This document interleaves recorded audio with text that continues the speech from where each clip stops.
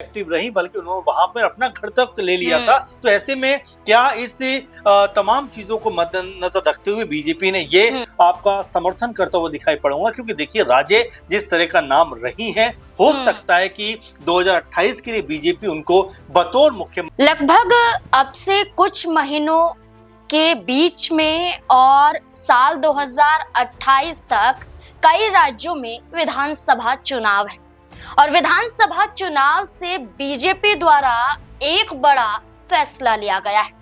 BJP के राष्ट्रीय अध्यक्ष नितिन नवीन की एक नई टीम तैयार हुई है, जिसमें कई बड़े चेहरों को एक बड़ा मौका मिला है। ये न सिर्फ मौका है, बल्कि इससे अंदाजा लगाया जा रहा है कि आगामी विधानसभा चुनाव में भी कई तस्वीरें साफ हो सकती हैं। अगर बात करें नई टीम की, तो लगभग 12 से 13 राष्ट्रीय उपाध्यक्ष तय किए गए हैं, लगभग 7 से 8 राष्ट्रीय महामंत्री तय किए गए हैं और लगभग 15 से 16 राष्ट्रीय सचिव बनाए गए हैं और सभी मोर्चों के अध्यक्ष भी तय किए गए हैं। इसमें जो बड़े चेहरे नजर आ रहे हैं, इसमें सबसे पहला चेहरा राम माधव का है, दूसरा बड़ा चेहरा वसुंधरा राजे सिंधिया का है और तीसरा सबसे बड़ा चेहरा स्मृति ईरानी का है। अब ऐसे में राजस्थान में 2028 में विधानसभा के चुनाव हैं और उत्तर प्रदेश में अब से कुछ महीनों बाद ही विधानसभा के चुनाव यानी कि साल 2027 में चुनाव है।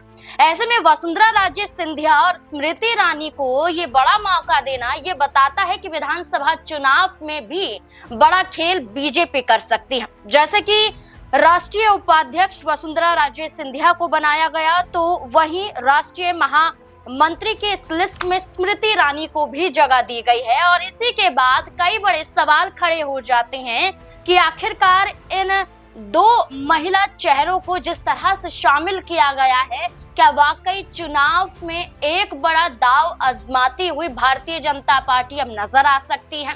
लगभग सिर्फ ये दो चेहरे नहीं, बल्कि इन्हें मिलाकर 10 महिला चेहरे यहाँ पर नियुक्त किए गए हैं और इन्हीं तमाम मुद्दों को लेकर तमाम सवाल खड़े होते हैं और सवालों को लेकर चर्चा करेंगे वरिष्ठ सहयोगी अमन जी के साथ। सर, जो नई टीम तैयार हुई है नितिन नवीन की, इसमें कई चेहरों की छुट्टी भी हुई है, तो कई चेहरों को एक बड़ा मौका भी मिला है।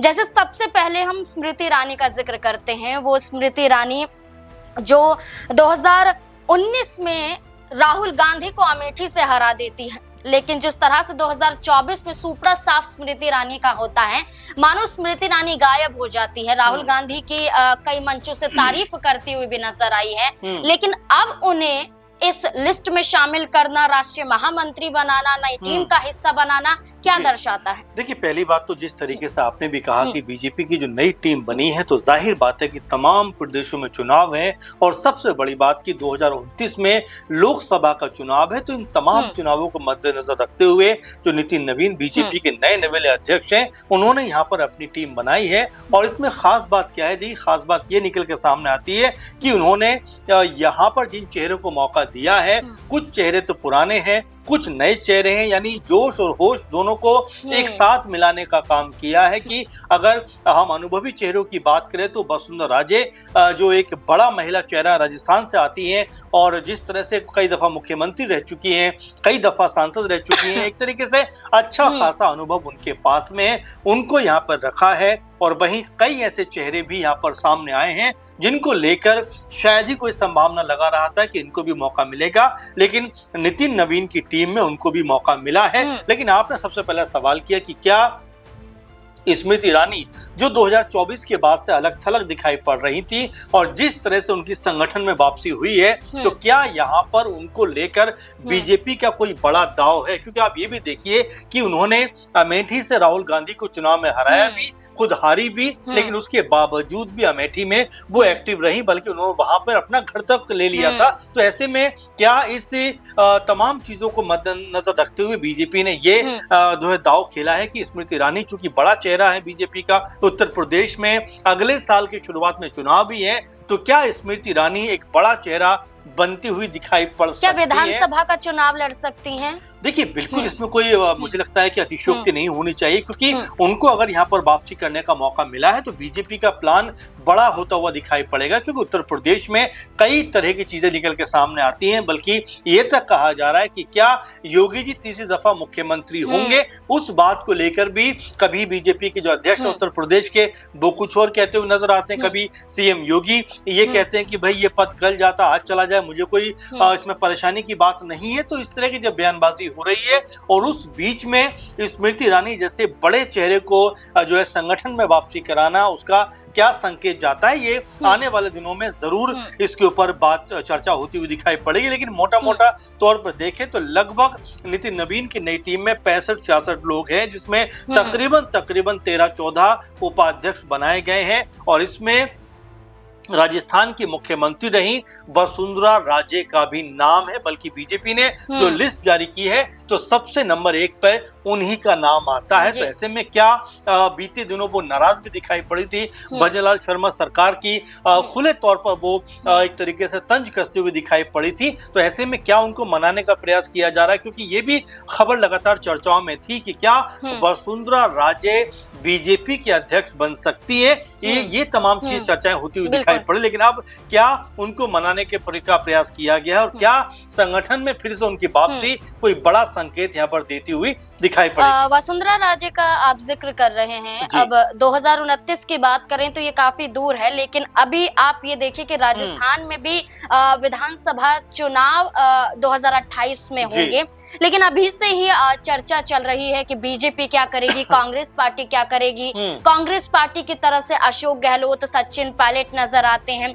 दोनों में दूरियां थी, लेकिन वो दूरियां खत्म होती हुई नजर आई, नाराजगी खत्म होती हुई नजर आई। और ये कहा जा रहा है कि कांग्रेस तैयार है अभी से, लेकिन क्या बीजेपी इस दांव के साथ राजस्थान में भी कोई बड़ा खेल खेलना चाहती है? क्योंकि भजनलाल शर्मा पर जिस तरह से मुख्यमंत्री के तौर पर सवाल उठ रहे हैं और ये तक कहा जा रहा है कि सही चेहरा यहाँ पर बीजेपी नहीं लेके आई है, तो क्या फिर से वसुंधरा राजे रिपीट हो सकती है? देखिए बिल्कुल, और जिस तरह संगठन में उनकी वापसी हुई है एक बार फिर, तो हो सकता है कि बतौर मुख्यमंत्री वो चेहरा बनती हुई राजस्थान का दिखाई पड़ सकती है, क्योंकि एक बड़ा नाम है।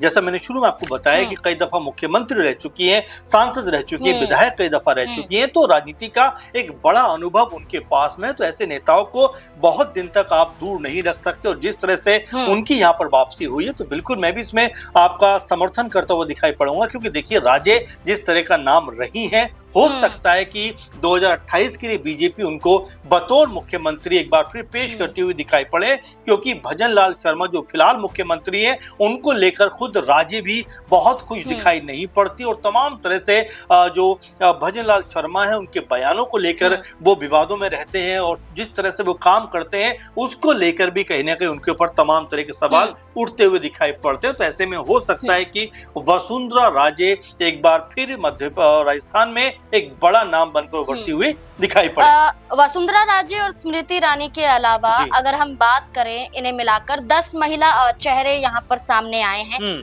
क्या महिला कार्ड खेला जा रहा है और क्या इसका असर उत्तर प्रदेश में दिखाई दे सकता है? क्या इसी लिहाज से ऐसा किया गया? पंजाब की बात करें, हिमाचल की बात करें या फिर उत्तर प्रदेश की बात करें, तो महिला चेहरों को आगे करना क्या दर्शाता है? देखिए बिल्कुल, और बीजेपी लगातार इस बात को कहती रही कि भाई महिलाओं को आगे बढ़ाना, चाहे आरक्षण का मुद्दा हो, चाहे 33% जो सीटें देने का मुद्दा हो, तमाम मुद्दों को लेकर बीजेपी लगातार मुखर रही है, लगातार उन्होंने जो है इन चीजों पर काम किया है। लेकिन बड़ा और अहम सवाल ये बन जाता है कि क्या इन्हीं महिलाओं को एक बड़ा मौका अब जिस तरह बीजेपी के अंदर मिला है संगठन में, तो क्या जो प्रदेशों में चुनाव होगा, चाहे उत्तर प्रदेश की बात करें, राजस्थान की बात करें, और इसके अलावा चाहे उत्तराखंड की बात करें, गोवा की बात करें, तमाम राज्यों में चूंकि अगले साल में 7 स्टेट में चुनाव है, ऐसे में क्या इन महिलाओं की भूमिका कोई बड़ी यहाँ पर दिखाई पड़ सकती है? और क्या बीजेपी ने सांकेतिक रूप से ये बताने का प्रयास किया है कि क्या आने वाले 7 चुनावों में जो अलग अलग स्टेट में होने वाले हैं, क्या उसमें कोई महिला चेहरा भी मुख्यमंत्री के तौर पर पेश करते हुए दिखाई पड़ेंगे? ये अपने आप में बड़ा सवाल बन जाता है। और जैसा मैंने शुरू में आपसे कहा कि देखिए उत्तर प्रदेश के लिहाज से देखा जाए तो 2 दफा मुख्यमंत्री योगी जी बन चुके हैं, तीसरी दफा को लेकर वो भी जिस तरह की बात कहते हुए दिखाई पड़े कि भाई अब मुख्यमंत्री रहते हुए लोग नोएडा नहीं आना चाहते थे और ये कहते थे कि नोएडा आएंगे तो कुर्सी चली जाएगी। वो ये कहते हैं कि कुर्सी कल जानी है, आज जानी है, इससे उनको कोई मतलब नहीं, वो अपनी जनता का जो जन सेवा है वो करते रहेंगे। यानी उन्होंने स्पष्ट कर दिया कि कुर्सी का मोह उनको नहीं है। तो यहाँ पर क्या कोई बड़ा फेरबदल होता हुआ दिखाई पड़ेगा? क्योंकि अभी बहुत शुरुआती ये मामला है, शुरुआती दौर में हम बात कर रहे हैं जब टीम नहीं बनी है। तो क्या बीजेपी की रणनीति होने वाली है? क्योंकि 10 से 12 चेहरे महिलाओं के जिस तरह से इस नई टीम में रखे गए हैं, तो हो सकता है कि बीजेपी तमाम स्टेट को एक संकेत भी देना चाहती हो, एक जो अपनी जिम्मेदारी है वो भी निभाना चाहती हो कि महिला आरक्षणों को लेकर जो बात करते थे, कहीं ना कहीं वो नितिन नवीन जो नए अध्यक्ष हैं उनकी टीम में दिखाई पड़ रही है। बिल्कुल, अब यही समीकरण तो नजर आ रहा है। जो बीजेपी संगठन में जिन चेहरों की वापसी हुई है, जो नई टीम तैयार हुई है, इसे एक मजबूत टीम माना जा रहा है। और ये कहा जा रहा है कि जो नितिन नवीन ने जिन चेहरों पर एक दाव आजमाया है, एक उम्मीद जगाई है, ये कहीं ना कहीं सही साबित भी हो सकती है। अब ऐसे में इस नई टीम को लेकर, इन चेहरों को लेकर आपको क्या लगता है? क्या वाकई सही फैसला है और क्या इन चेहरों के जरिए आने वाले विधानसभा चुनाव में बड़ा खेल बीजेपी कर सकती है, बड़ा दांव खेल सकती है? क्या लगता है आपको? अपनी राय हमारे साथ जरूर साझा करें। धन्यवाद।